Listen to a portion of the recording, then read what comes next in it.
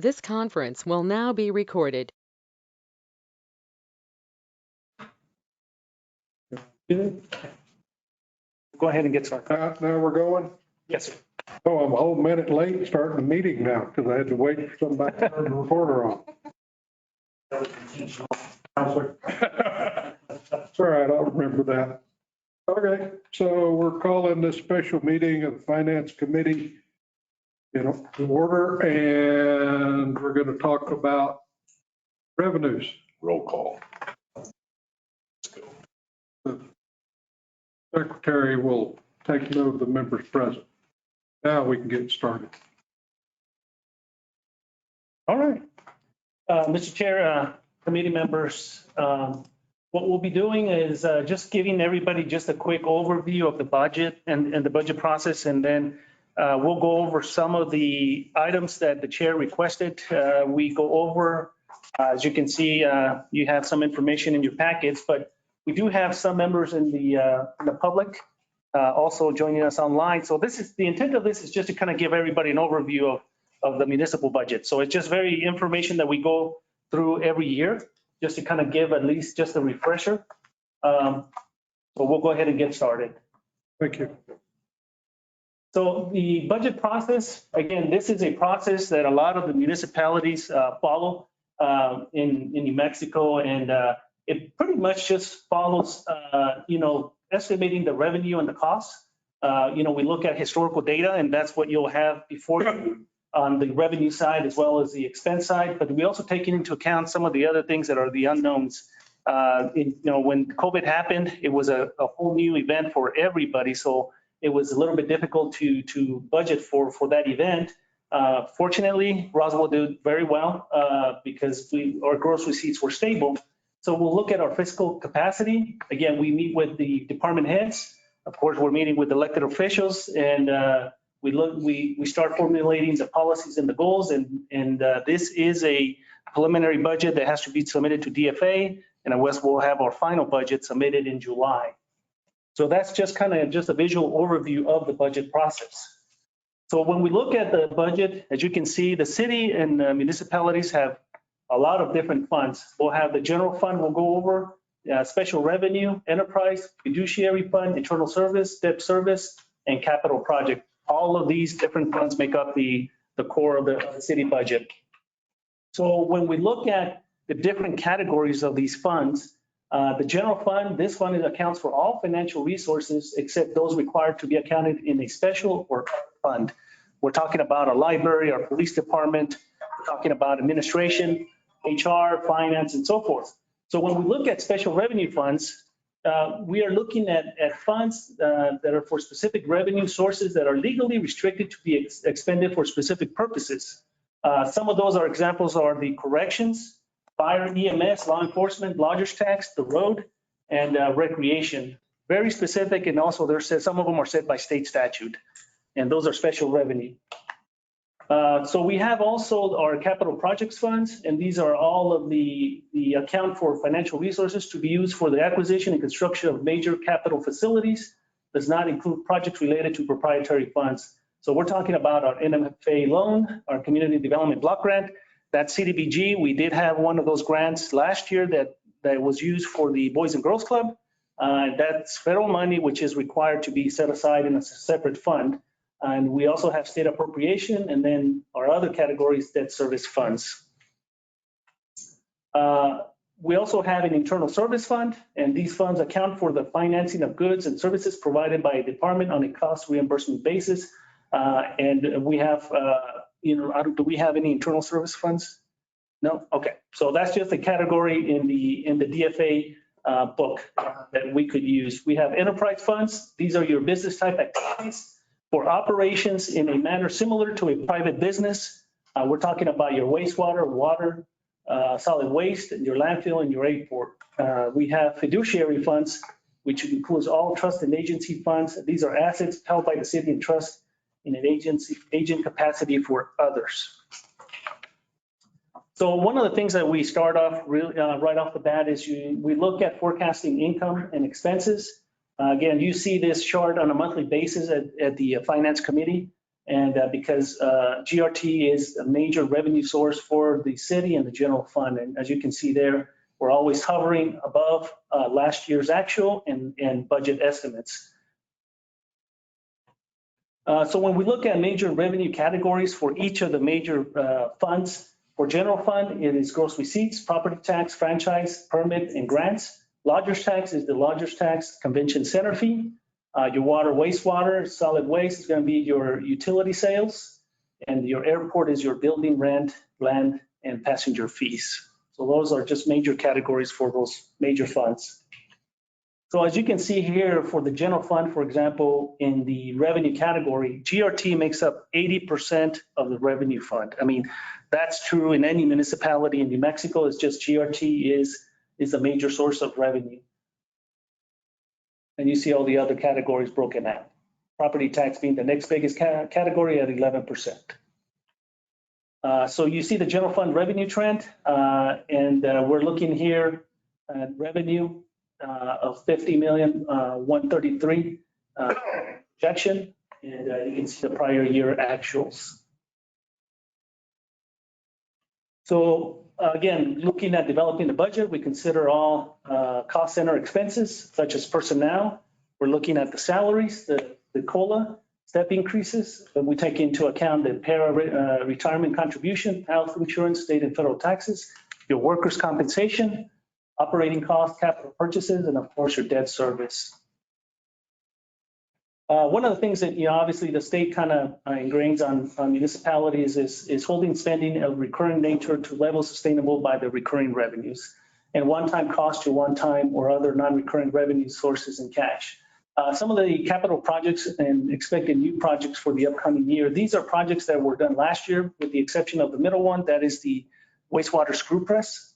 But we did buy a compactor, and of course we completed the tower at the Air Center. We established debt service requirements for all bonds and loans. So DFA requires a balanced budget. Basically, this means that the city must have a positive or zero cash or fund balance at the end of the fiscal year, and that is set by state statute 6611. The general fund must have a cash and reserve balance at June 30th. The city is required, as all municipalities are, to have at least 1/12 reserve of your expenses. For FY22, the city set aside 3/12, again, due to uncertainty of COVID impact. So with that, Mr. Chair and committee members, so coming back to the information requested to be presented at the meeting, we will cover some of the revenue projections for the revenue, general fund, special revenue funds, enterprise. We have information for you on the transfers, the debt service, and we also have information on the 70/30 cost recovery, and the AP agent report. Staff is prepared to discuss that. So, Mr. Chair, with that, I will turn it over, and if you like, we can kind of go over the revenue side of the information that's been provided to you all.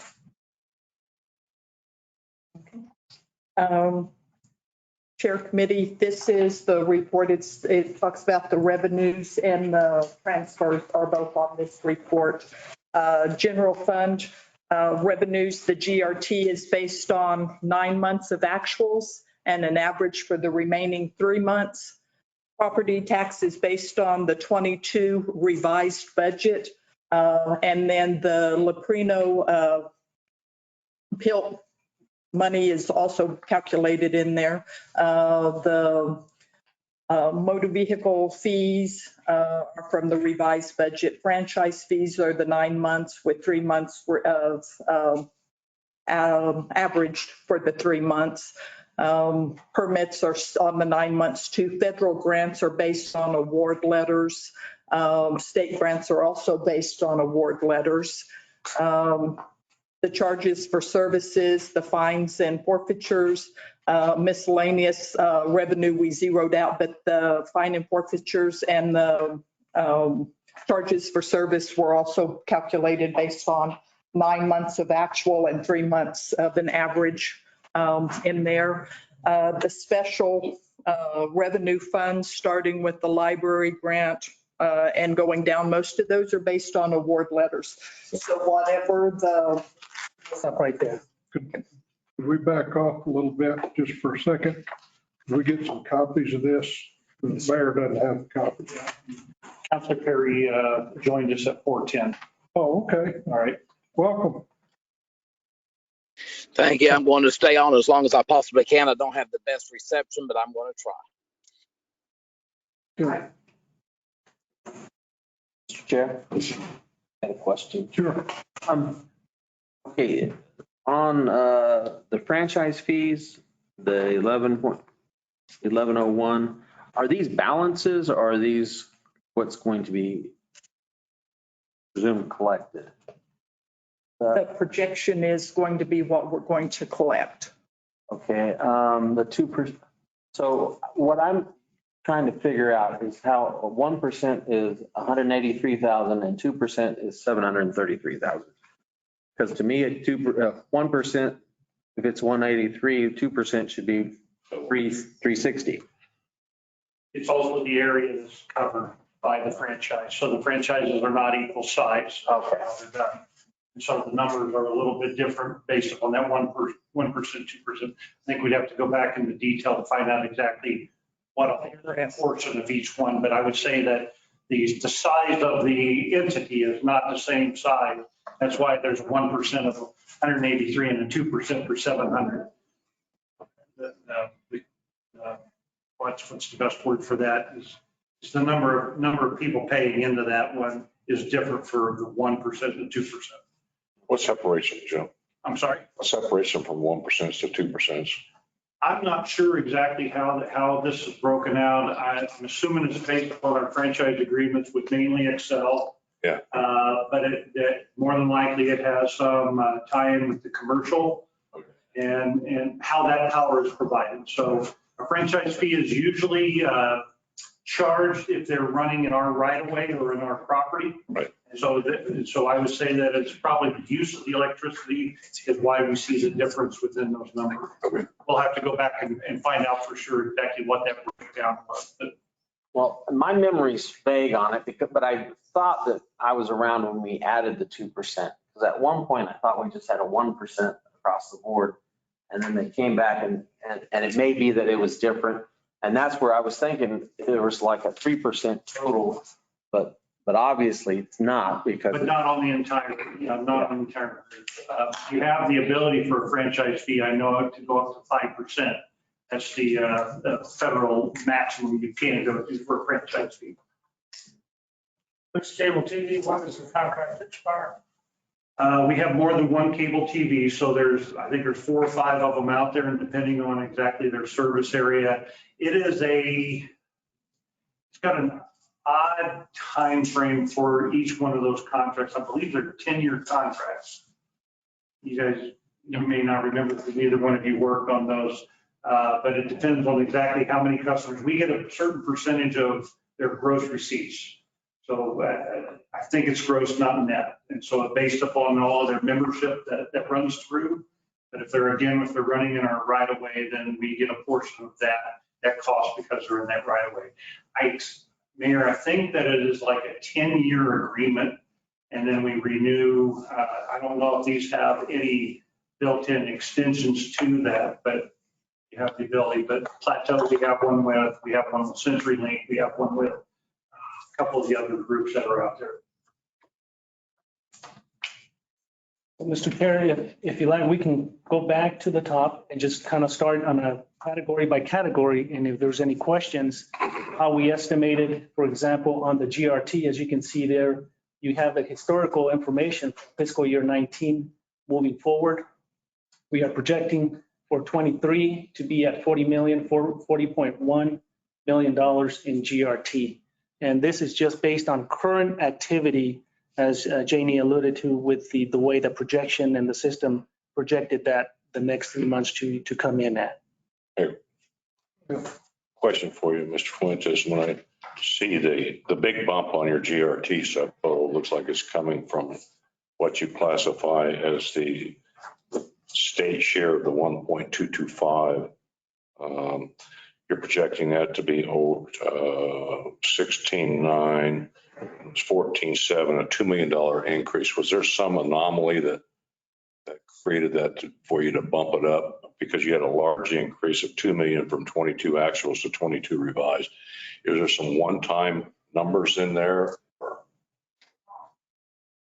You see your 22 actuals are 12.7 and your revised is 14.7 and now you're projecting 16.9. So for your 22 actuals, that's 9 months. So I get that. And Mr. Chair and Councilor Hildebrand, I'll need to look and a little bit closer on that because historically, as you can see in fiscal year 20, we were at 16 million. And however, the actuals for 22 were at 12 million. So we'll have to look at what we're currently receiving because that's how this figure, according to staff that kind of use the system to calculate that out, is how it averaged out. This is a large bump. Yes, sir. I know we should have some increase because now we're getting internet sales That's correct. as well. And so, of course, none of us know what that number is. And Councilor, I would say that we see the same jump from the actuals for the 1.375 to the projection. Our budget estimates, we were a lot tighter on that lower one than we were on the top one. I think that's where it looks like a little bit different too. But I believe all of those gross receipts tax actually should grow equivalent altogether equally. And but for whatever reason, we projected this gross receipts lower when we set the budget. Yeah, because you came in at 15, 21. Right. And So have put it down to 7. and for everybody's sake as well too, of course, these projections are based upon, this is 9 months actuals. And so all we've done is we've projected out the last 3 months. We could either follow the budget numbers and then increase off of the budget numbers. We always like to follow the actuals if at all possible. I don't know. I mean, it's a realistic approach. When you do your actuals, you just say like a quarter of what 15 is, or do you figure the actual percentage because your highest sales for gross receipts tax are going to be your last 3 months. Yeah, when we get our actuals, this actually is the 9 months current. It doesn't take into account the projection. What we've done is we take the average of that 9 months, divide it by 9, come up with a monthly amount, and then we project it out the last 3. So like you're saying is that if we see those numbers jump, because we're going into the tourist season, the summer months, we always like our projections to be a little bit more conservative than that. So we've always used the average in the actuals here, not the projected what we think it might be in those last 3 months. And my opinion is your sales are always, on gross receipts are always higher the last 3 months of the year than any other year. Yeah, you see that bell curve for the winter months as well. So that's why I say if you use the same percentage base of your last 3 months last year for the last 2 or 3 years, and then that percentage base and then add that onto that, it might be a more accurate number. Yeah, and I think I guess our strategy with this is to always budget less than what we think we're going to make. And so if we budget straight on, that's okay too. But I think the challenge we have is that if we budgeted too high by the end of the year and we don't have enough revenue coming in, then that we have to reduce back. And so the whole goal is to remain as conservative as we can with those revenue numbers and then kind of go. But that would be a way to do it, Mayor, within this structure. So we're just trying to come up with a number. These are the numbers I think that you have the most ability to tinker with in order to determine, because you're using your forecast as well as to what we think that year is going to be. Some of these other numbers are a little bit tighter. They won't move as much just because of what they are. When did we actually start getting the internet sales money? We were getting them back in, I believe, September of last year. Pull up the, That was on their projection, right? Yeah. When did you start getting the actual number? I would say it was probably it was July 1st, and then started. I think it went into effect. Of last year, and then we were getting portions. So July, you think is when we started getting it? I think that's when we anticipated, actually was, it went into effect in July, and then we were supposed to get our first check in September. And then as you can see in this graph here, that's when we started seeing, I mean, this is the normal trend. And then all of a sudden we started seeing the higher trend because of the internet tax. And then, so this is the information that we use to estimate our GRT. The House Bill 6, which is in the GRT report here under the revenue, this was part of the distribution because when the state was collecting the internet tax, they were not giving it to the cities right away. So they passed this House Bill 6, which distributed part of that they thought the money would have been. And then, of course, as you can see now, it ended, and now that's where this year we're starting to collect the internet tax. Is there a mechanism to where they catch up? Because it looks to me like their estimated numbers are low, playing catch up. The challenge we have with that is that because the tax and rev uses an RP 500 report, and that breaks it down by SIC industry classification. They do not, the tax and rev does not break out internet sales directly out of those, so they're all tucked within those numbers. Getting an accurate number based upon just internet sales is a part of art or science, one of the two. And so we believe these numbers, these estimates are lower than what we believe that we're seeing because of our neck of the woods where we're located. But it's really hard to prove that those are off because those were just a set percentage of how much internet sales they were collecting, and then they just divided it essentially by population. So it's really hard. It's really hard to determine what it is because we don't know. We know what truly is there. It is very difficult to get that information specific enough to know that it's just internet sales. But I would say that there's probably about 3 categories in those SIC codes that are going to be the ones that mainly gain the additional revenue. So we could make a ballpark guesstimate on that, but as you can see, the number's about $1 million. Well, that was our budget. That's 9 months. So they gave us $1 million that year. And then of course, that's a half a year into 2020. So. In our mind, we would budget probably around that $800 to $1 million as internet sales if we wanted to try to track.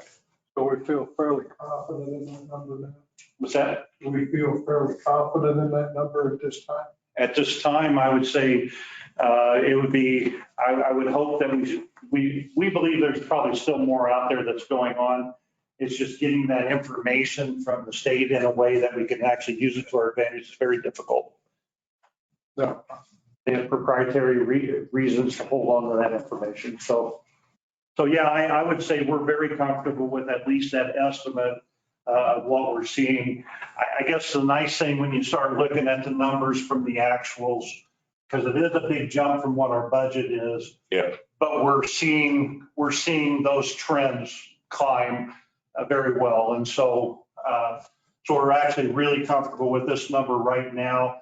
But I would say that's going to be that magic that you all do in order to help pull these numbers in check, because this is a guess as far as what's happening for the next year. It's all tied into the economy, so a lot of different things can actually variables affect it. This is the report you're referring to. Did you get it? Yes, that's the RP 500. Yes, sir. Have you seen that? They put those together every month, and then that actually correlates to the check we get from them, from the tax and rev for that gross receipts disbursement. And Mr. Chair and committee members, and the estimate here is only based on the current activity, which includes the internet tax. These numbers and projections do not include any potential impact that the cannabis may bring in as far as sales of GRT for the city. It's an unknown number. That's right. We don't account. I mean, there's no way. Not putting anything on that. We'd like to recommend that we never budget the money until we get it. If at all possible, that's what we try to do. Are they going to break out that figure, do you think? Yeah, have they stated how that's going to be broken out? I think it's going to be in a couple SIC codes as far as how they're dealing with, because they are calling it retail. Also with the excise. Yeah, and then there's an excise tax on that. That'll be broken out. The excise tax will be broken out, just like the other excise taxes that we have. But I would say that it's probably going to be lumped into the retail, or I doubt if it'll be the wholesale trade, but it'll probably be the retail trade that's on that RP 500 report. Gotcha.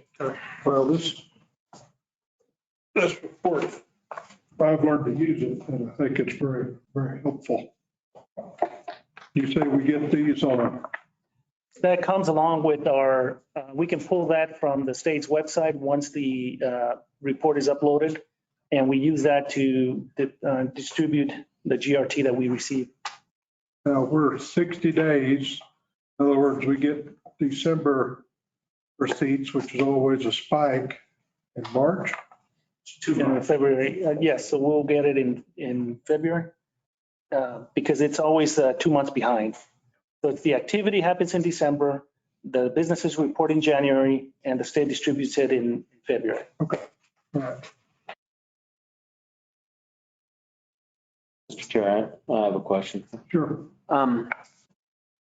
Knowing or projecting that we have as much construction that, that we have developing, are any of those projections on here? No. Because we based our projection off the actuals for the 9 months. That's right. We just based on what's happening today, not what we've seen coming. Seeing that. Mayor, excuse me. Mayor's not done. You have a question? Why was your air center water, I assume that's all water that comes off the air center. And why would it go from 21,000 actuals in there to 12,794 and then back up to, or 12, back up to 17? What? I just on the 1101, 421610 air center water, I just was wondering why the fees would vary so much. Oh, that's. It's been 20, was 20 and 21, 23, then it goes down to 12, The franchise fee. then 17. I just was curious on. It's a franchise fee for water. I mean, I don't know if that's all. Is that for pumping the water? Is that the water that all goes up the pipeline back to the hill? We'll have to do some Two. I would expect that this number is based upon the water lines that were running through the air center property. And it's based upon a franchise fee of the city paying the air. Do we know for sure where the 421,610 franchise fees go? Did they go to the general fund or did they? No, that's all general fund. That is all general fund. So that is the franchise fee coming over. from the air center. We'll have to do some research on that. Mayor, I believe that one of the changes that we made with this is that just in the last year, we had this convoluted mess of how we were moving money from the water company to the air center, back from the air center to the water company. And we ended up doing a resolution for the air center that just recognizes the water rights that the air center has. We are paying, it should be an equivalency. So if this number goes down, more than likely the remainder of that is in another line that's there. But we're actually paying the air center because when the air center became, the base came ours, all of that infrastructure came with it. It was air center. It remains for the benefit of the air center. So we had this really convoluted mess. And so what we did is we cleaned it up last year and said, we're going to pay for the water rights because the utilities paid for all the pump changes, all that different work, but we're going to pay for the water rights. So we made that number equivalent to the amount of money that was going into the air center at that time. It's right around 500,000 to 600,000, I believe. 500. And so we just made it a very simple process because We had one employee for the water company coming out of the air center funds, and it was just really a messy thing. And so in order to protect the air center and everything, we ended up establishing that water right, because the water rights remain with the air center, and that gave you the ability to adjust that number as we would go into the future. So more than likely, I expect that that's what we'll find, that this number going over to the utility and everything with the air center money. Well, and the 549,000 is a transfer. Then when we get to that, you'll see the transfer for the water rights. And the 12,000 still is a 9 month. So I'm not sure what the math is right now off of that going up the last 3 months. So it'd be another 4,000, right? 4 to 5. So it'd be about 17 right there. Divided by. It's close to the 21, but it doesn't actually match up to the actual. So my best guesstimate on it. Well, and the projection is based on the revised budget. So, On this. Okay. yeah, it's the same number. We can do a little bit more research on that and get a better answer for the next meeting. So. We'll have more information, Mayor, on that one.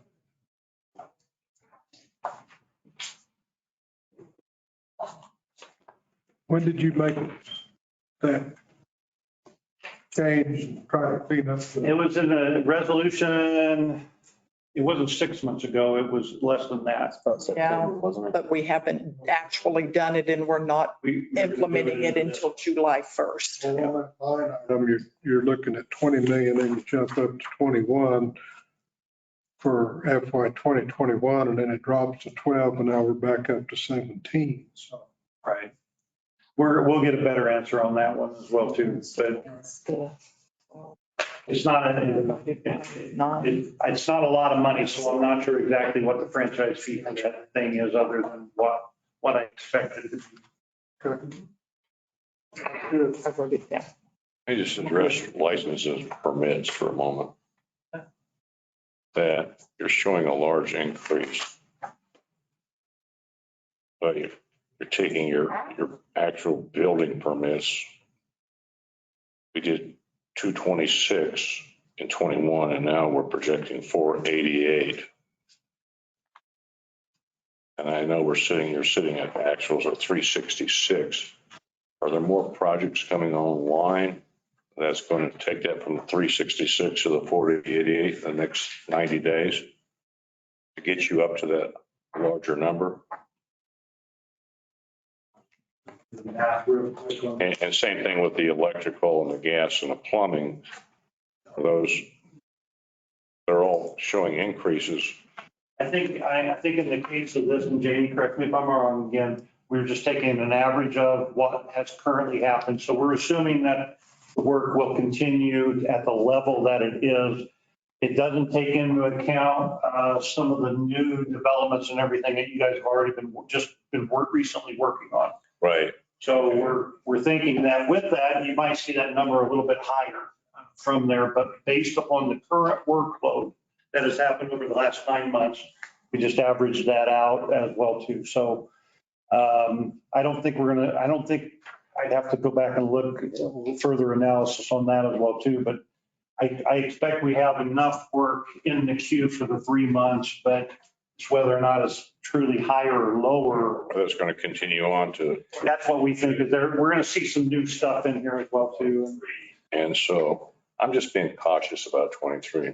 Yeah, well, you will see, if everything goes the right way, we'll see the Ascent deal. That'll be a big project as well too. I was trying to think of any other big ones. We got the housing. Well, the housing as well too, but I was thinking about the bigger dollar ones like we have 2 or 3 more restaurants coming. Right. And so like the Texas Roadhouse, we'll see a couple more of those in there as well too. I think there's going to be enough big level projects. This is something to watch for. I guess you can kind of see that we had been stable and we actually went down for our fiscal year 21. Right. And so then we kind of came out of COVID with a passion or with a vengeance. And so We're seeing all those numbers and of course the electrical and gas are tied to that. Right, they're all tied together. Yeah, we could pull up some additional information on the remodels as well too. That's where you'll see electric and gas actually shift differently than the building as well too. Okay. So they won't be at the exact same percentage just based upon where how those permits are coming in. Yeah. Okay. Just a comment, $387 for dog tags. It's a big dog. You know. Is that one dog? Well, and I will say, when it comes to the dog tags, we actually started going away from dog tags altogether. We are trying to get into the, Chip. yeah, the chips because it's a one-time thing and we don't have to worry about everybody registering their dog for, And there's a few, I speak with them about this, and there's a few animals that the owners don't want on microchip, so we'll still sell them a tag with the understanding they have to renew that tag every year. But if you microchip it, that's a once in a lifetime deal. Can we get a one-time fee off of that chip Yes, through the vet? yes. Well, we don't get the fee off that, do we? Well, we do them in our house. If we chip them, we charge, but if they come with a number, we don't charge anything. Okay. Just as long as we have it down and we have a current phone number of the owner with that number. You get your vet to chip your animal and then give it. So it's really not a revenue item. It's not a revenue item. Because it's really not a cost to us. It's just a savings. That way our dog catchers can scan it and call them before we even take them to the pound. I think We don't want to get them to the pound. We want to stay out of there. I think we need to go back to bicycles for kids. I don't know whether you remember those, but we had a big cat for a bicycle. Come on. you had to go through a bicycle safety class to get one. Yeah. Okay, I have more of that. I just want to make sure that we're at the hour about the permit fees and how those drive and. Those are things that we'll watch closely, at least on a quarterly basis, to make sure that they're doing what we expect them to do. If anytime we can catch that we have to make an adjustment down off the budget, we want to know as quickly as possible. So we have been watching this on a quarterly basis, so. Okay. Any, yes, sir. No, I would just, I mean, the only thing I don't see any wild gyrations is in the ad valorem tax. It's pretty consistent. Actually, I guess the Prinos went up because they just renewed. And I remember right, I believe that we have a minimum of about an 85% collection rate for our property tax. We do pretty good. There are a few that don't make it there, but you can kind of see that, yeah, I mean, our delinquencies are fairly low there. So I think everybody does a pretty good job of paying for their property, at least the ones that we rely upon. Yeah, and we're dependent on the county treasurer. Correct. Yeah, and then we just plug the numbers in as far. Yeah.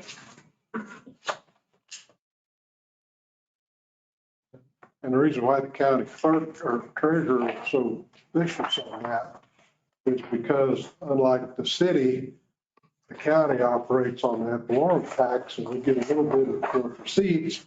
Where over here, we get a lot of gross receipts. Right. And that's probably the way it should be. Because if they're collecting all the fees, then not only is it coming to the city, but it's coming to all the school districts and extra Hickam and Lake Arthur and all that stuff. I mean, it's all. And Eastern and if it gets any of that or not, I'm sure they do. Yeah. Yes, so the Green State Energy is dropping off. Which category, sir? The pilot. It's dropping off. We have a budget here of 74,000, but we're not budgeting anything and we've not seen anything. Right. So is that by agreement? Is Green State, is that the solar farm out by the firefighters? We have an IRB out there on that property. Right. Yeah, I don't know. That's it. We can look into that. We'll need to look at it. There's a good possibility that's been there for a while that it could be falling off, but Yeah. but it had been, I mean, Yeah. they paid 86 that year, and then the last 2 years, I think they're a little behind. I believe if I remember right, that thing has changed hands at least 3 or 4 times. They like to sell it to other people to finish it off, and so we'll look that one up. But I believe that Green State Energy, I believe that's that solar farm out there for and everything. But unless that bond was 10 years, because it hasn't been here, I know it hasn't been here 20 years. Right. So, yeah. We'll find out exactly. There. You know, we're on about 4 pages in. There's saw fireworks, I thought in here. Fireworks, operation. Which category is 48, 62, 53. 48 one. 48, 62, 53. Operation RSTD DON fireworks, which is that donations or is that? That was the donation from the Sonoma Club. Okay, and then, so 1,000 was another one, and are we don't have anything in there for anything? I believe that was right at the time of the accident that occurred with that. So we received $1,000, and more than likely that came from somebody else. So 22,000, 25,000 was coming from the Sertoma for the Satterley. Satterfield. Yeah. Mike Satterfield. Yeah, so, and so then we've not received anything since then because we have not done fireworks. Well, I don't know, it might be late to do that, but all I'm saying is that if the governor announced she was going to ask cities to lay off fireworks, if the city goes along that, we'd be a lot better off having a city display or something like we had, rather than have everybody going out to the county and buying the fireworks. Yeah, I'll let you know that right now, the Roswell Chamber of Commerce is planning a 4th of July event for that Monday night, which is the 4th of July. We are working with them on a location at Cielo Grande, but they actually have the entertainment and the fireworks vendor scheduled right now. So we believe that having it independently done a little bit helps, but you're right, Mayor. I think we'll have to keep an eye out on actually what's happening with these forest fires to make sure that we can do it safely enough. So I know the Sertoma Club is still getting sued, so you better have to put some money in for insurance, because they're still getting sued and all they did was give you guys the money. yeah, and we're still in the middle of that one as well too, and that's why we believe it's actually better to have it independently done. And it's probably more respectful for our crew as well too. And so that we're okay with having them out there. We'll make sure we protect them as best we can, but we want to keep that as an independent process. So so that one continues on. It's working its way through, but yeah, I believe that the Sertoma Club has been working with the chamber though. I think that was the last report I got from the executive director. And my other thing is just safer having somebody out there that supposedly knows what they're doing, do the fireworks, and it is having every Tom, Dick, and Harry putting them on. Yes, sir. I mean, they're your call response, you're going to have so many firemen at risk anyway, just on the call response going out for people doing it. I think all that information will be coming forward on this year's 4th of July, because I think the Roswell Chamber really would like to put something on. And so we do have a space saver in for that property, but that's why it's there, is that was our donation account for the fireworks. We had it for quite a few years. And then you can see all the other donations for pretty much any of our enrichment services. quality of life stuff, there's always the ability to donate directly to us. Everybody still gets a tax write-off if they donate to the city, or if they donate through one of our civic groups, that's okay too. So. And we don't budget donations. We will do a budget adjustment as they come in. Okay. Just for information purposes, I'm on the same page. 489900, unrealized gain or loss on an investment of $877,000 loss. Is that an actual cash loss or is that a mark-to-market loss? That's a mark to market. And that is based on the securities that the city owns? Yes. And what are those securities? They are at Morton Capital, and there are CDs out there that range anywhere from 3 months to about 3 years. So they're CDs. Right. And when they come to maturity date, we're going to cash them at face value as to what we have in them. Correct? Right.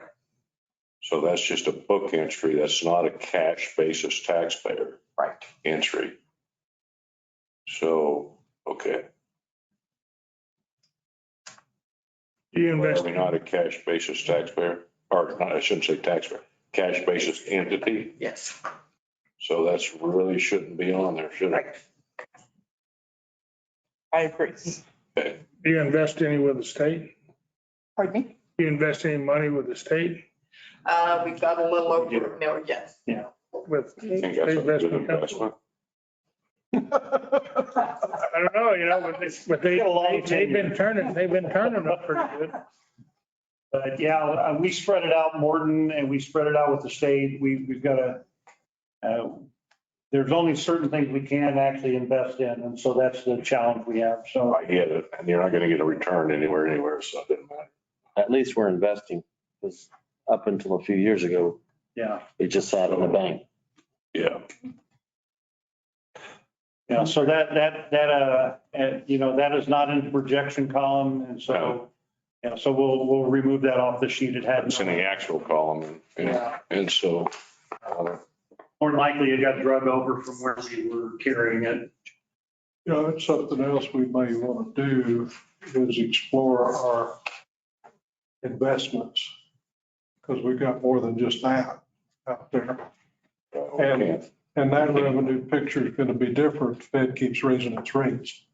I mean, we're limited to what we can do. I mean, But I think it'd be good. We can put together an investment report and show you where all the money is placed at. I think that would be a good thing to kind of, because it takes a while to nudge. It takes a while to move it through. So. you have it shorting Facebook stock.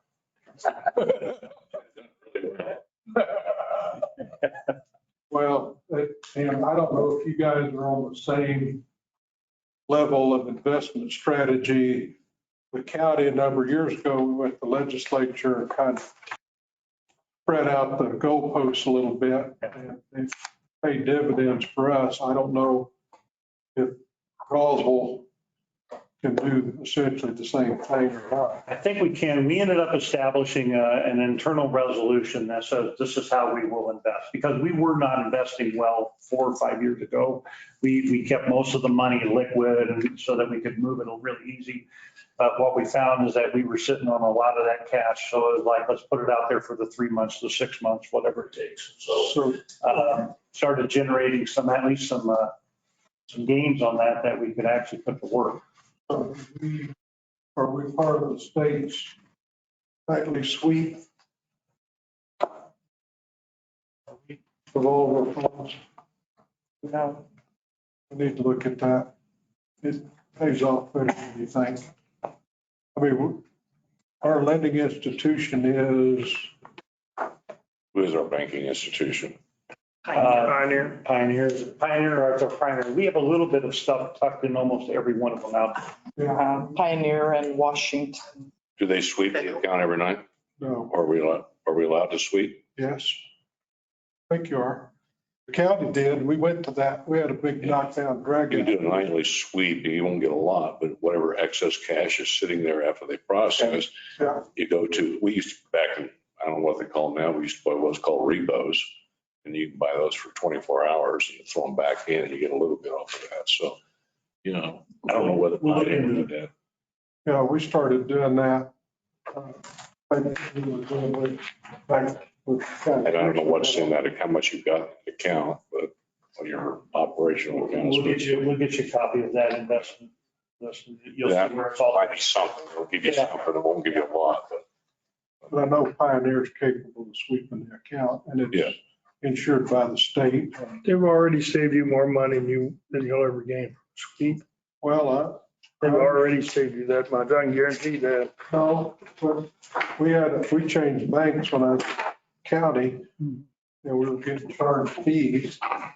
And the big fight was, well, will they clean enough additional income to pay what we're paying for really low fee, by the way.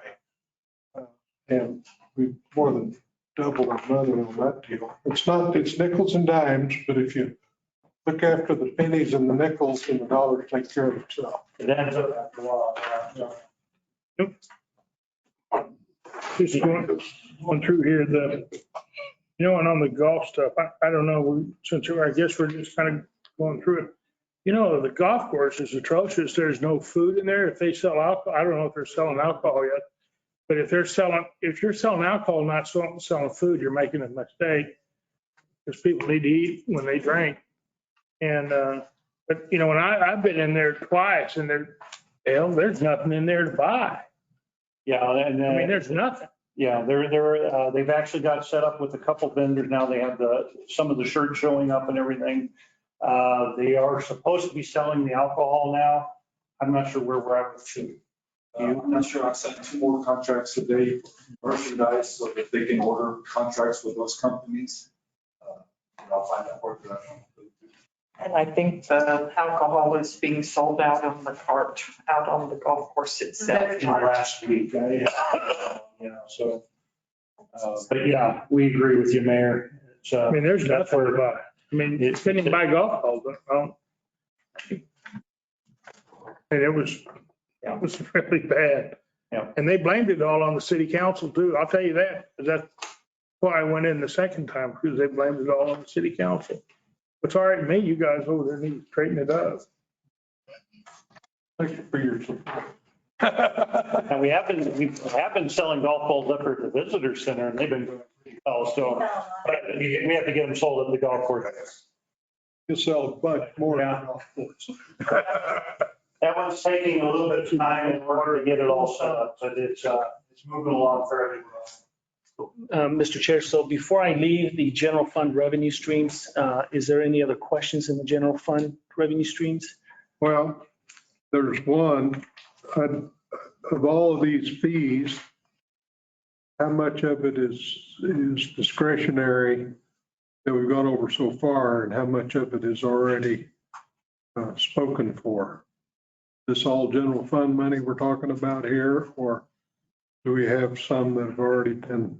I would say that almost it hasn't been allocated because we haven't done the budget yet. So most of it is probably free for however you list it out there. The donation funds, if they have a specific reason why they donated, then that would be a lockup. We're not talking a lot of money, but if you go all the way to the top to the GRT, I think. So, and then the GRT, there are certain GRTs that go to certain specific services. So, but other than the service that receives those GRTs, there's nothing that says that of what is committed to entirely.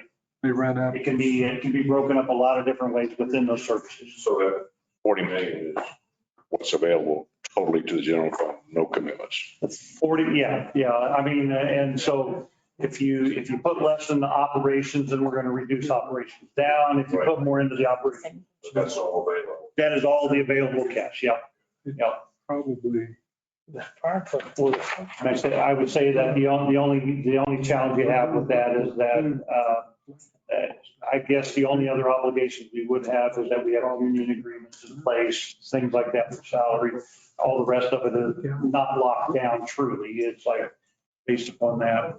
I was trying to think of anything else. Is there debt service in the general fund at all? It's got its own line, so. Well, debt service is separate. That's obligated money as well, because you got Unitarian debt for that. Right. But it's its own separate fund. It's got to come, you treat that transfers to the debt fund as a transfer from the general fund?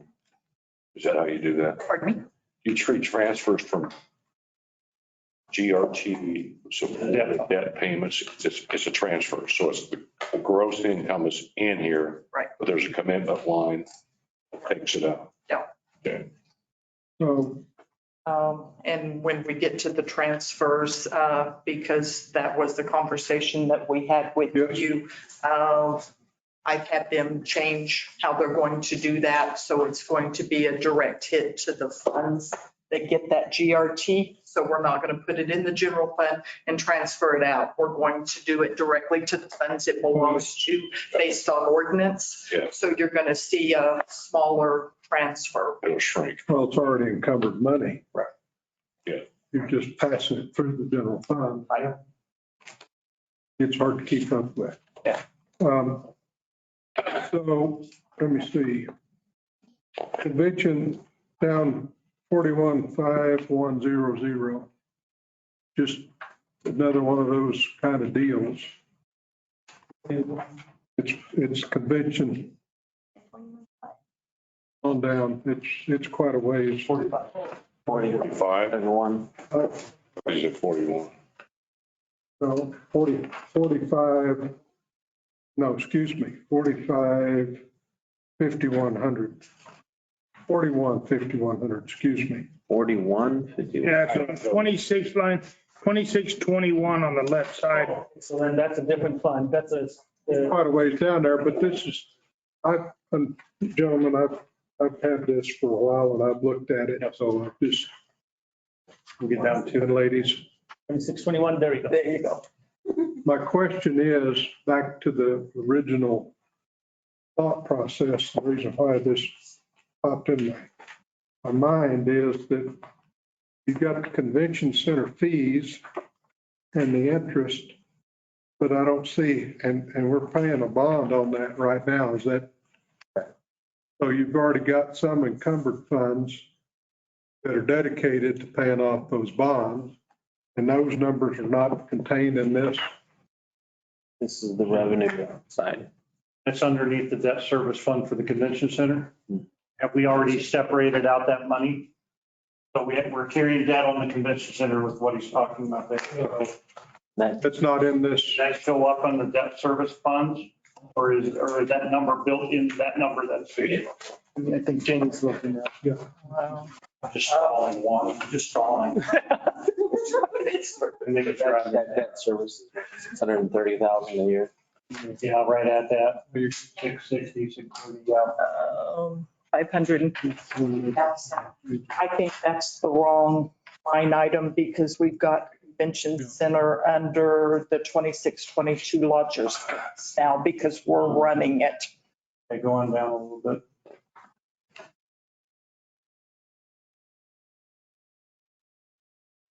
I mean, we're going to start putting this budget together, and we need to know what's already encumbered. Yeah. And then you got another little column over here that keep track of. That convention center fees is encumbered only can be spent on the convention It's center. going to be at the bottom. What fund is It's the bed fee that Well, pay that bond. that goes. That's the convention center fee. That's the bed. Which number? Right. Yeah. And that money from that can only be spent on the convention center.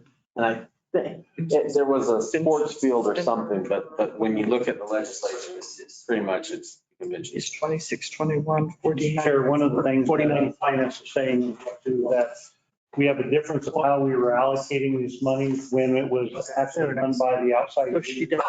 So how we're running it. So we're going to have to provide you an additional report that shows you. Yes, 2621, Yeah. 394. So in regards to that, all of the revenue for the convention center is deposited in the 2621. That is the umbrella of the big fund.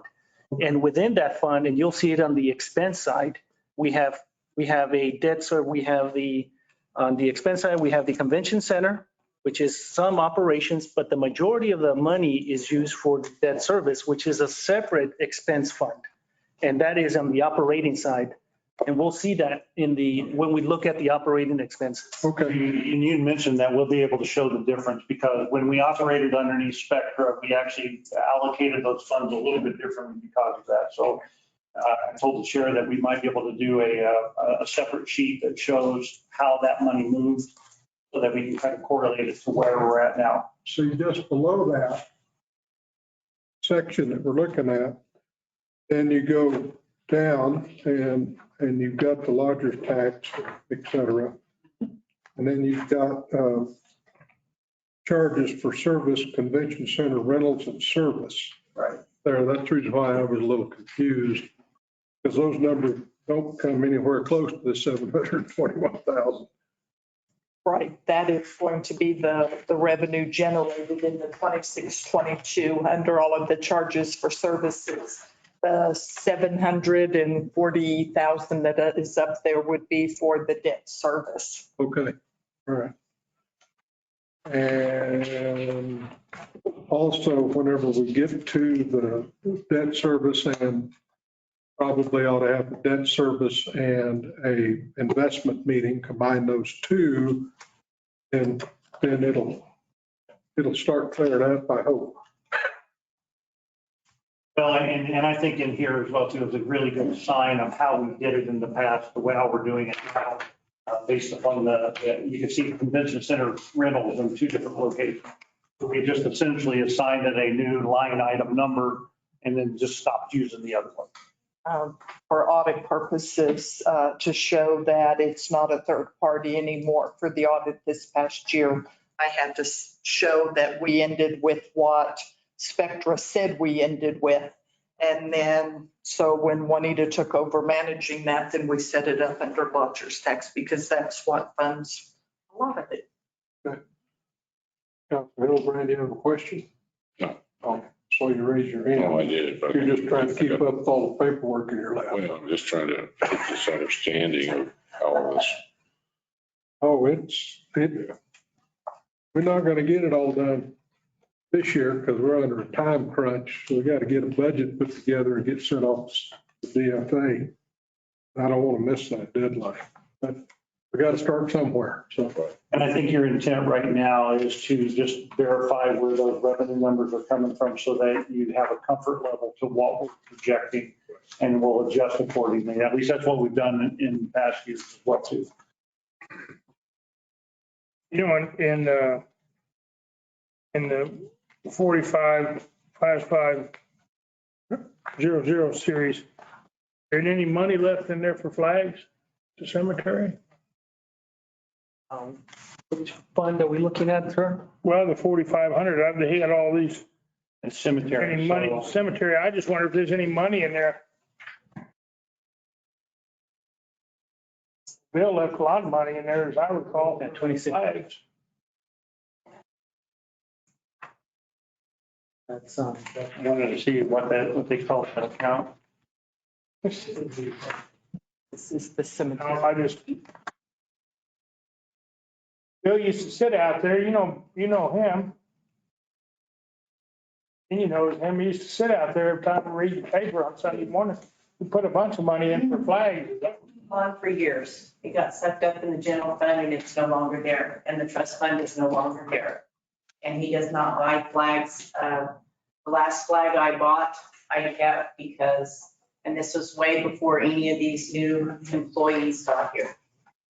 It just got sucked up in the general fund. The sexton out there went and broke the handshake that we had with Betsy Ross Girls out of Dallas, where we sent the flags off for $75 to be repaired and the lighting to be taken care of.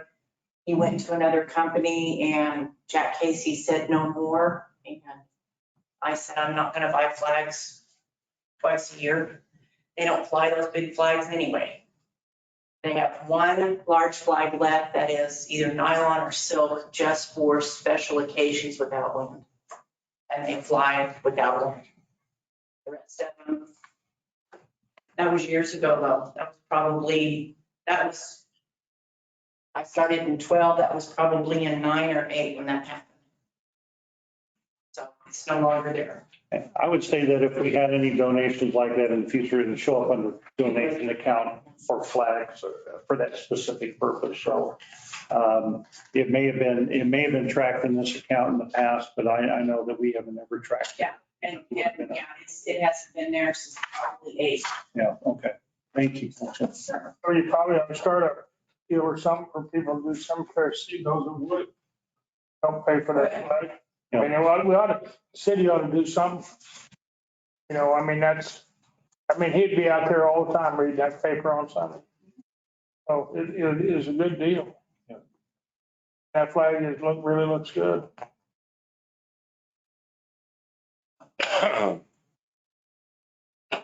Any other questions on the revenue? You want to go through any more of these? Well, you've answered several of them, and I'm sure that'll lead to more questions, but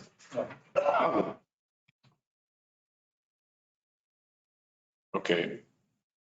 Go down to the road funds. Tell me the difference between gas tax 1 and gas tax 2%. I have trouble with the differences. I'm assuming there's a statutory responsibility why we have to separate those. Gas tax 1, gas tax 2. So it is based on the state statute. I'll have to get you exactly what it is, but more than likely it's the type of fuel and what the purpose of that fuel is why it's 1% or 2%. Right. You remember? No, it is, and the breakdown is? well, I believe it's almost like a 1 cent, 2 cent, but it is statutory. That's where it's coming from. But we can get you that information because, I would look at probably the gas tax 2% is specific stuff that's related to just regular cars and vehicles. So we can pull up that statutory thing. And then the item below it, electric, that is a different franchise fee. It's a different franchise fee, electric, that's in the road fund. So that is a part of the franchise fee directly related to the roads themselves. Right? So there's a difference between the right of way and the roads. So I would say that this is probably one that is, when you look at the franchise fees, this one was, and probably a council resolution out there that said 1% of the franchise fees will go to roads. Okay. And so that's usually why they break it out that way for that franchise fee. Gotcha.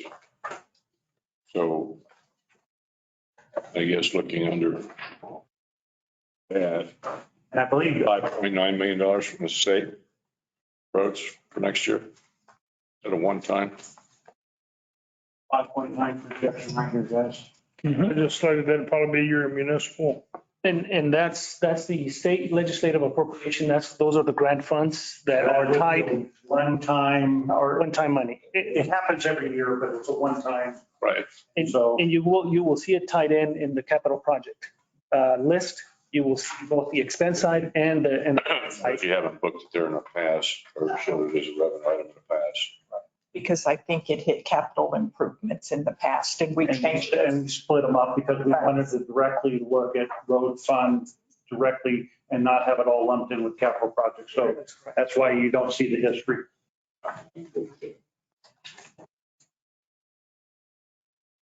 And that's probably part of the challenge when you're trying to look all the way across from the actuals to the budget as well too. Changing over to the Tyler system from the system we were using for software tracking, that messed some things up. And then we started reallocating where museum, zoo, the golf course were set as special revenue funds rather than a part of the general fund, the museum. We pulled those out because we believe that those services can generate their own money. And so we wanted that money to stay with them. And so the easiest way to do that is to set them up as a special revenue fund. If they're in the general fund, every dollar that they make goes into the general fund pot, and then you have to pull it back out. So the idea about setting them up as a special revenue fund is they keep all the money that they generate, And if they're short, you feed it more. That way you know what the shortage is instead of Yeah. making a general Yes, expenditure. yeah, and so That's what you're making. that's how we track it a little bit better for that purpose. So It also makes it easier for them to track, because that's one of the other things. If they would make money and go into the general fund. Well, they knew how much they made, but You know, I don't have a problem with that. It's just, they can track it and they can work on their own budget. yeah, you just, it's the right, I believe that you're doing it the right way, or at least you know exactly what that net. And we actually stayed away from actually making the museum, the zoo, the golf course and all of those as enterprise funds, because you could set them up with that, because in my mind, an enterprise fund has to create its own money, period. Right. So we left it in special revenue where you as elected officials can move that money and say, we're going to subsidize it farther, or we're not subsidize it as much. So we just left it as a special revenue fund. Well, it's the definition of an enterprise fund. It's supposed to generate its own. We treat it exactly like a business and you treat it that way. So that was the mechanics, or at least the mindset when we put those together. So now when you say like the zoo, did the zoo get all the money from the money generated from this train? Yes, yeah, any money that the zoo generates itself goes right back into the zoo. Now, the zoo has the cost to maintain the train, the zoo has the cost to maintain the carousel. But it generated off of that, it's set up to those funds. Like during accounting and about everything came in and what was billed or whatever at the zoo and train and all that stuff. Correct. Yes. Yeah, so you can see them listed right here. They're 45, 4, 11, 0. So the carousel and the train, the concessions that they sell out there stays directly with them. Any of their special event admission as well too. So 45, 4, 11. what we wanted to stay away from in the general fund is that any of those departments that generates revenue in the general fund, it goes into the pot of the general fund. And then you have to remove it back out a little bit differently than normal. We believe to give those services the best chance of their own money is we set them up completely separate so that they're fed and they keep their own money. Library is probably a good example. Library is part of the general fund of itself. And so if the library charges $1 over there, then there's probably about 48 cents of that goes to the police department. And depending on how that breaks down in the expense sheet. So donations for the library stay exactly with what the donations are for, but the money generated through the general fund processes are how that's all broken up. Parks and planning and zoning fees are of a part of that permit fee pays for police, fire, because it just becomes general fund revenue.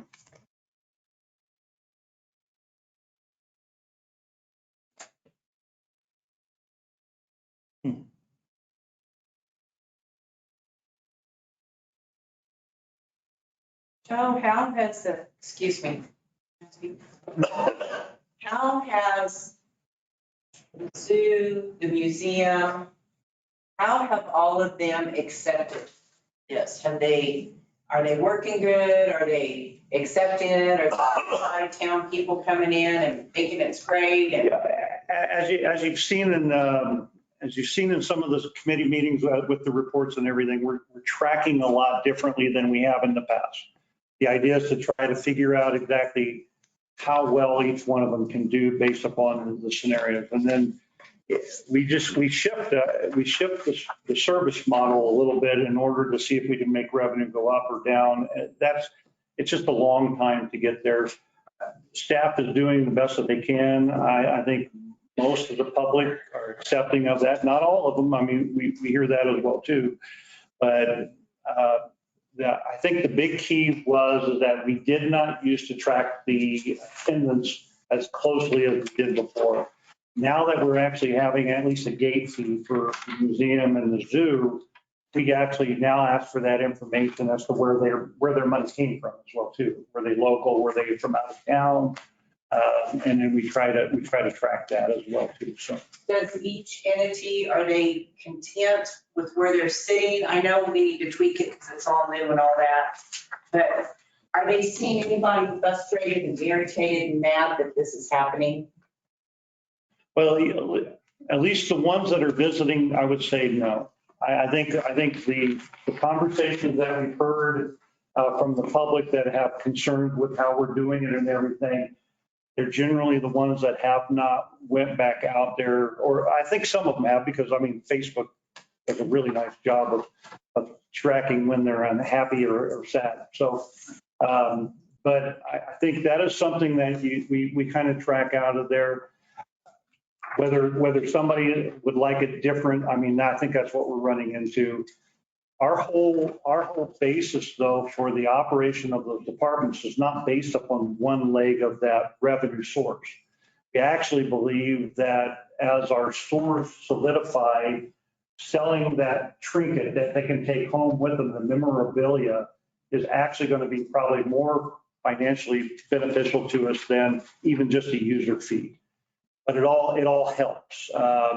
We get some pretty good donations. We get some good sponsorships for certain things as well too.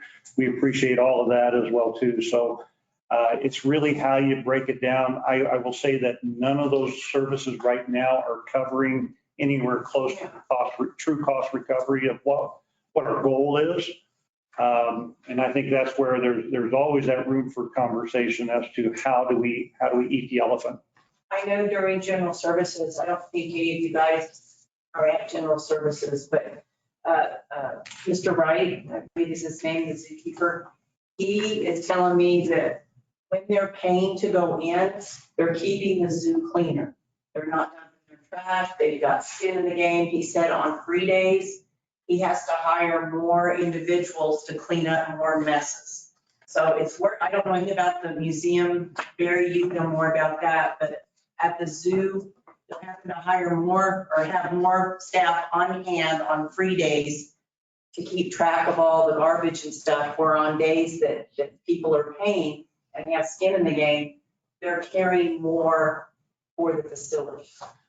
I look at it a little bit differently, very similar, but the analogy I always use that if you're not paying for it, then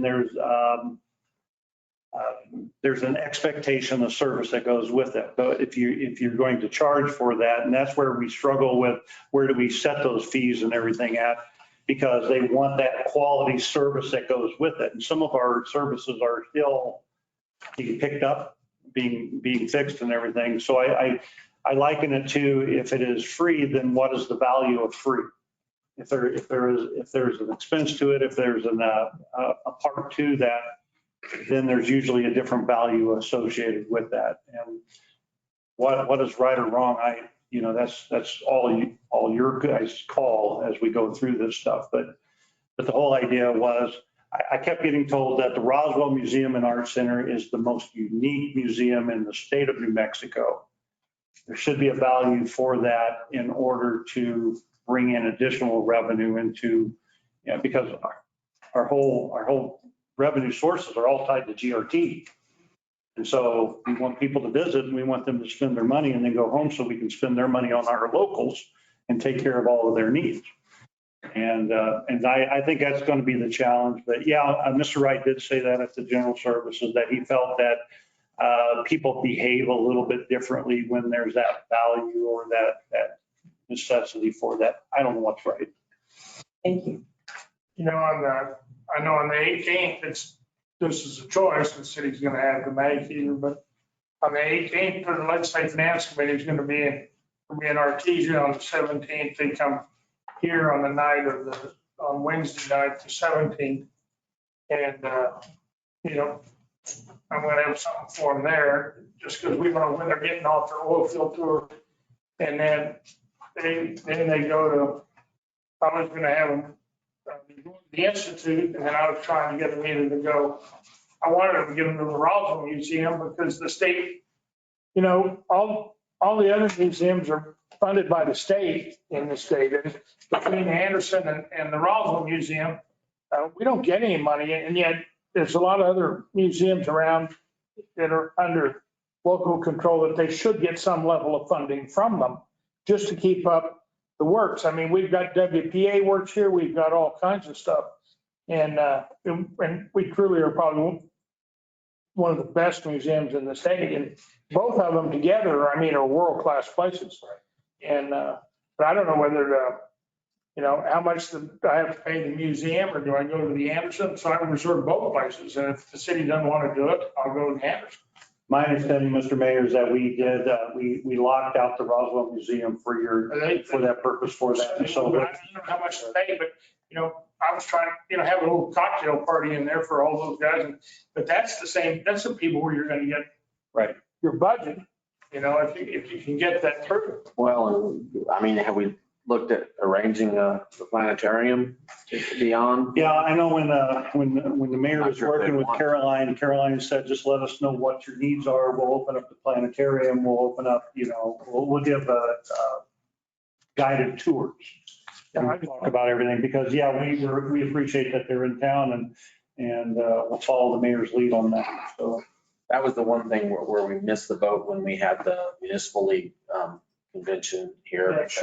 We tried to get it set up, and I think they did one show, but then that was it. They didn't do 3 or 4 shows, because I was saying those people are gonna go home and say, hey, and that's when we're gonna start getting business, because those guys will drive through and stop and tell people about it. And we had the state city managers conference here as well too, and we actually opened up the planetarium for a viewing as well too. So It's a chance if we do that and get our guys to put money on a statewide program and put in $2 million. They're going to be pretty fussed with money again if they put in $2 or $3 million for city museums, and we could end up with another $300,000 or $400,000 out of that, to help pay for collections and everything else. That's some of the renovations. She walked you through all her plans. I know some of them I'm belong with it. Representative Anderson helped again this last year, and the governor agreed to it, so that was good. So I have a question. yes. When I see, and it doesn't matter which one you go to, you can go to the zoo, 2612, 489100, miscellaneous general. You've got showing us as a revenue item projected $849,000. That is the money that is needed to bring it up to the balanced budget for them. But that's not how you said we were going to track these things. No, that's 730. I think Yeah. is that a space saver for that? Or? It's the 70-30 split. I thought all we were going to do was just show on here our absolute revenues. And they were going to show over here on the other side. So that is not. The number there, the miscellaneous general is It's what's needed to balance out. That's correct. So the top piece of is the historical activity, because we just started this. I mean, this fund is fairly new. Yeah, the museum. That's correct. That's correct. That's all I understood you said earlier, that you were trying to segregate what our revenues are, and then we'll make a transfer or whatever it needs to be. So that's really not a revenue. I will say that this is a budgetary number based upon a projection of what we might do. If the revenues come in better, and we've seen the positive trend of revenue moving better here, Right. that number will go down. The hard part is for budgetary purposes, we have to balance out revenue and expenses. Right, okay, so So this is the fill the gap. Well, and for lack of a better way, I think that's probably the best way to explain that one, yeah. And when we go in and actually do the final and get from you all a final budget for each department, we'll go in there and allocate that based on the services needed. But for purposes of you all looking at it, we set it there so you would know what we're looking at a plug number being right now. The challenge we will have is that we built each one of those departments to fully operate. And so that's the expected revenue that it will take in order to feed it in there. What we hope for is that And I don't think these numbers are not based upon trend, are they, for the other revenue sources? They are, Because our trend line for each one of those services is not following a strict divided by 9 and multiply it. right. We're seeing, it is? The actuals, yes, for zoo, it's the actual column. But what I'm saying is that if we don't make any other changes to either of these services, these numbers, you could think that these numbers would actually occur. Right. What we have been doing is our services have been picking up every month or every all the time. So as we advance our whole other structure for revenue creation, that will change those numbers. That's in my mind, the reports that were given to you guys at some of the committee meetings does not follow that exact step because we're still trying to discover out. And I think for the budgetary for those, then we're talking. The actuals plus an average for the 3 months. So okay. Like coffee. Thank you. Because that number on your revised budget, you don't have an actual 588 now. The revised budget is still based upon feeding these departments. They won't generate that much. So last year and this year, we anticipate that we're having to feed it in order to. You're gonna have to feed it more in 23 than we're going to feed it in 22. That's a big, that's a 44% increase. Yeah. I'm trying to remember exactly how we set that up last year and why we set up this way. So it tells me that the revenue side is shrinking or the expense side is increasing. A little bit of both. I think the expense side has increased. When you look at the personnel and projects is the other side, right? But some of that project work won't come out of this fund though. I mean, these revenues is going to come out of the capital project fund, which is why we set it up. All right. Yeah, but last year, I don't know. When did you finish all those projects at the zoo, all that stuff I don't think the flood commission built it for that stuff, but all that other stuff in that pond and stuff, was that? The pond, we are now replacing the pump so that we can reduce the cost of the city water. How much? Yeah. And so the pump is going to run us about 11 to 12,000. Okay. Yeah. And so that is the last part that we need for the, and then we just need to get it all grassed and the shelters and the tree, any other additional trees and benches were all going to be donation memorial kind of opportunities. And so I know we have talked with Game and Fish about getting it restocked. And we haven't gotten that all work done yet, but I know they've been working on that. So the pond is almost done. You need to really look about what's going on over there because, a friend of ours gave $44,000 for the Lion and Bear Museum and the damn thing vanished. And he gave $44,000 for that, or $40,000 to it and for the bear and the lion. And was a plaque up there and all it vanished. Now you got Tim Kraft up there.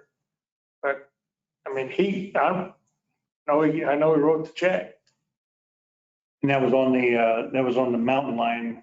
Mountain lion and bear. Right. Well, yeah, because the bear we're getting ready to do. The bear exhibit is actually going to go over where the sheep are essentially to the north there. We had, I thought we recognized all those donations for that.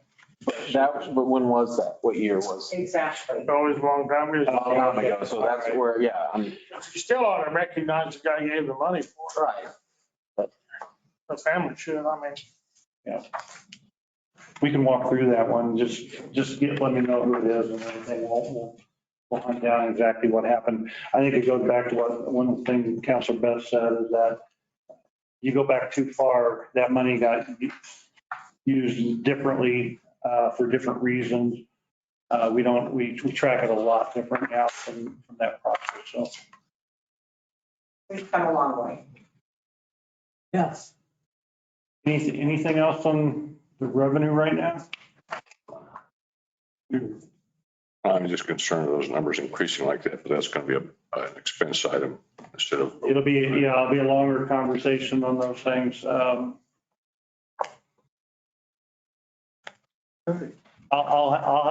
go back, Counselor, and I'll pull back exactly how we ended up putting together the expense side from last year to this year. It'd be just for one subtotal, it, then put that as an expense item. So then you can really see. Okay. Because you see what I'm talking about? Yeah, that way you The can. real revenues, then the gap filler, or whatever you want to call it, is an additional line item below that. So that's easier to see what your real revenues are, because now you got to go through, I got to take 980 minus 849. Here's what my revenues are. So just a suggestion.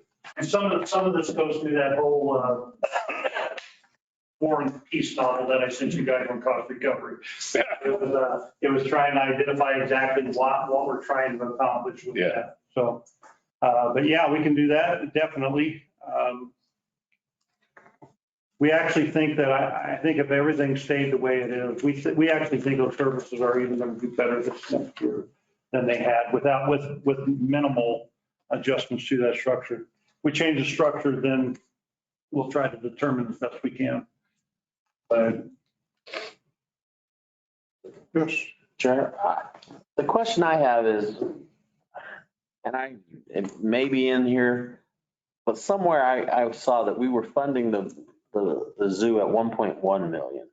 that's the expense side. On the expense side? Okay. Yeah. This is, Zoo total, okay.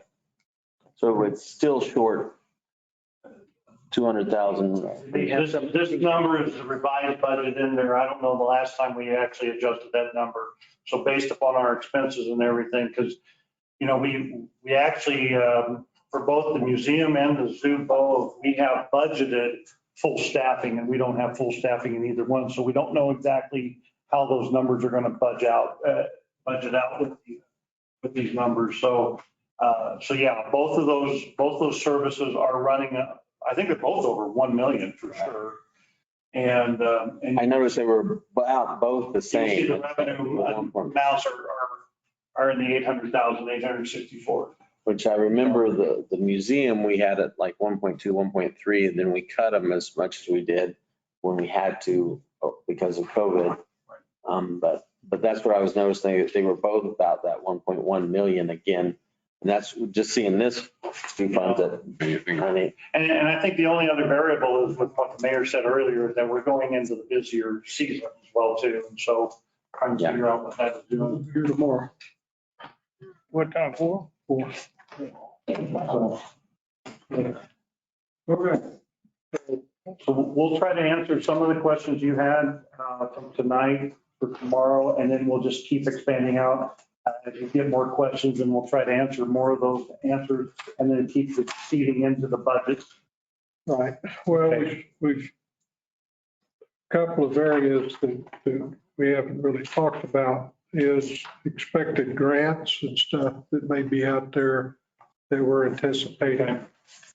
We know that there's some COVID money that we expect to be here in June. Is that right? Yep. Additional 5.8, we believe. Yeah, 11.7 was the total that we were supposed to get over the 2-year window. And so we'll see the other tranche into June, early July. Most of our discussion, I think all of our discussion is based on recurring revenue. That's what we're looking at, just And then we recurring. need to get some idea of what might be out there. I don't know what grants that we have in the mix that we've applied for, or if we apply for many grants. I mean, I don't know. We have a lot of them out there. I know the mayor received an email from Senator Heinrich, and they asked for a bunch of money or a bunch of projects. Yeah. So we actually put in over $60 million worth of projects based upon our capital list. I know the EDC actually put some money out there for a project as well too. So I think we don't know. I would say those grants are in the mix. We don't know. We wouldn't, we might talk about them, but we don't know. But a lot of the money that goes to the DOT grant money, the Air Center money, those are a lot easier we expect those to happen. Well, and those grants are predicated on a particular expenditure too. Correct. So Yeah, most of them are. part of the mix. Yep. So we can do that. I know Janie wrote that down as well too. So is there anything else you can think of that you need? I would say that, you know, understanding where those revenues are, once we start putting the expenses, then you're going to start moving the levers of both, and then it'll balance out. At least that seems to have worked in the past, so. You know, I met with the FAA. If it's one thing, Heinrich's office sent me a deal and said, we want to have a list of all your grants of what you want for grants on like Wednesday or Thursday afternoon late. And they had to be in Monday morning. And I mean, so, you know, I mean, so I told these guys, well, put in for everything you can ask for. If you don't ask, you can't ever get it. And the other thing is I talked with some FAA people about the problem with air sail is still there and the tanker 10 bunch. But if they can come off that runway and go down, we looked at that. If you come off that runway where there's a wing out there for a B-52s went out there to turn, if you go straight out that about 600 feet and turn and come back in the backside of that thing, then air sail can park whatever they want there and everybody's happy.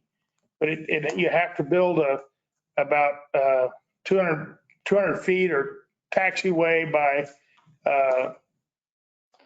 or 250 or something. Those planes are 160 feet wide. So you'd have to build a taxiway around just so they can go out and come to the end of the taxi and go out and come back in and pull right in line to fill up.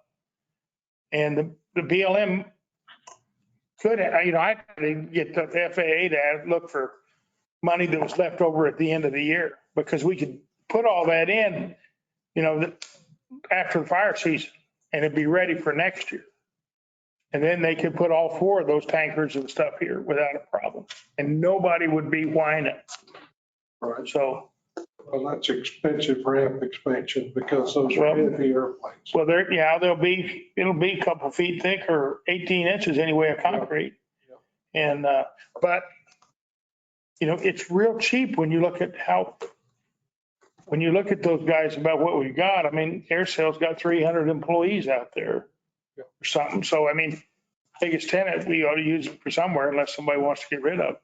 I was out there the other day and they had one that was refueling. Number 2 came in and they used all that ramp. That apron gets crowded on that, and I think that's why the mayor, we discussed, we just put a taxiway around. If you just come in the backside, they could all sit out there and wait. No, I appreciate it. And it turned out that they were launching just as fast as they could get them refueled and get their fire retardant, whatever you call that red stuff. Yeah, I don't know what that stuff weighs a gallon, but you know, drilling mud can weigh up to about 13.6 pounds. Yeah. Water's 8. So they got water and they mix it. So it's got to be 10 or 11, 12 pounds of, it's got to be 12 because it sticks together so well. They were basing out of here fighting those fires in Arizona. Yeah. So it was. From here, they were, wow. Yeah, they're doing everything Colorado, Arizona, Texas. I'm under the impression that this is the only place where they 9,500 gallons in New Mexico. Slurry. Well, so just thinking though that, you know, that one took off. He was going down to Arizona. Didn't set up a tank across the restricted area. So there's a lot of coordination going on because if he's going to haul any material, he's fuel limited when he takes off. I just want him to quit bitching about it. Yeah, you know, I mean, it was good enough for years and now it's something bad. So, but the FAA, we ought to be able to get a grant from somebody, or BLM ought to pay for it. I don't know if we're going to cover. Yeah, I'm sure there's a mix there somewhere. Mr. Chair, would you, for tomorrow, we'll continue on. We'll go back over the revenue projections a little bit, and then we'll go into the transfers and the debt service. Yes. And we'll see how the time works for that, if that's acceptable. Okay. You might, I don't know if we can have one. how many council people, as long as it's a meeting, it doesn't matter, I don't guess, who all comes. Might get a couple extra copies in case somebody else comes. Okay, we'll do that. Paperwork. Okay, see y'all. How about verification? Sir? The public discussion here. Well, I was gonna cut it off and save it for the end, but go ahead. What do you got? I'm gonna tell it here. Okay. I call this turn of accounts. I don't know what you guys call it. Fiscal year starts July 1. Correct. If we have, you were talking about marijuana and everything like that, set up some accounts for the marijuana? Well, it's not accounted for there because. No, I know that, but for next year. Yeah, there'll be some in there. Yeah. We'll put a line item in there. Okay. As soon as we get some sales. Yeah. Okay. And the other thing, this is a pet peeve, license business. Business licenses, I think if you check, haven't been changed in 25 years. But that's a state. State declares that. And it hasn't been 25 years. By statute, state statute. We're at the highest level. Business license, gas, electric, all those different types of licenses are governed by the state as to what we can charge. But if I come in to, say I set up a printing company, I'm going to pay the same license business fee that I would have paid 25 years ago. And my point is somehow, if you get the state to say, well, you can raise it every year by 2%. Pay for the fee. We don't even get enough money to pay the fee but other than that, that's all I have. I remember Bobby and I telling them to raise that, don't you remember? Yeah. They wouldn't do it. Up in Santa Fe. Yeah. Yeah. Now those We couldn't get it done. Those people in Santa Fe. I'm just kidding. Yeah, those are the same guys. They're bad. Yeah, they're terrible. Should be on the road. Some colors, some people on go-to, but anybody has it. You want to invite any of them? Yeah. We've got 6, I see. Well, So if there's anybody online that wishes to speak with the finance committee, You unmute all of unmute them. yourself and Well, can they unmute themselves? they have the ability. Yeah. Okay. You don't see none? Hearing none, Mr. Chair, it sounds like we're okay. Adjourned. So, yeah, we're adjourned. Tomorrow.